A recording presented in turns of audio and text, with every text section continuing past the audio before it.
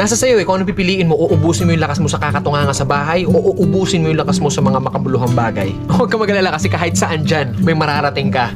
Alam mo na yun. Hindi, ganito kasi yan. Dahil lang alam mong matagal at mapapagod ka, hindi ka natutuloy. Tsong wala kang mararating kung hindi mo pipihitin yung susi sa loob ng ulo mo. Gaano man kataas ang pangarap mo sa buhay, huwag kang matatakot sa pagod at sakripisyo dahil parte yun eh. Hindi ka makakakain ng kanin kung hindi mo sasaingin. Hindi ka makakakain ng ulam kung hindi mo lulutuin. Lahat ng bagay kailangan kilusan mo muna sa umpisa. Hindi tatakbo ang sasakyan kung hindi mo sususian, kung hindi mo lalagyan ng gasolina. Hindi yun tatakbo sa kung saan mo siyang direksyon dapat dalhin.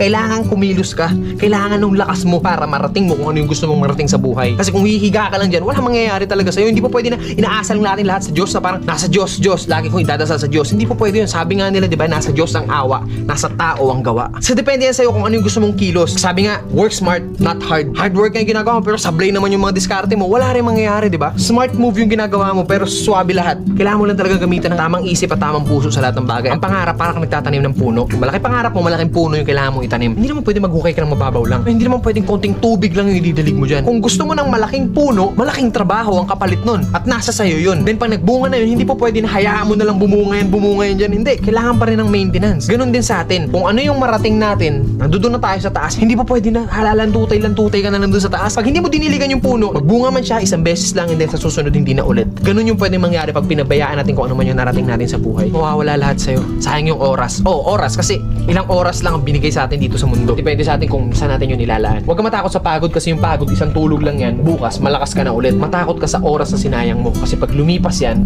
kahit tumambling ka pa ng 100 beses dyan, hindi mo na mababalik yan. Ano man ang landas na tinatahak mo ngayon, mabagal man ang pag-usad mo, ang mahalaga, umuusad ka. Hindi, nakastuck ka lang sa comfort zone mo, men, sablay yun. Kailangan mabagal man yung movement mo, pero hanggat umuusad ako, still, umuusad ako. Darating at darating ang panahon na lahat tayo makakarating sa gusto nating puntahan. Pare-parehas lang ang kinakain ng tao, kaya lagi mong isipin na kaya mo rin yung kaya nila.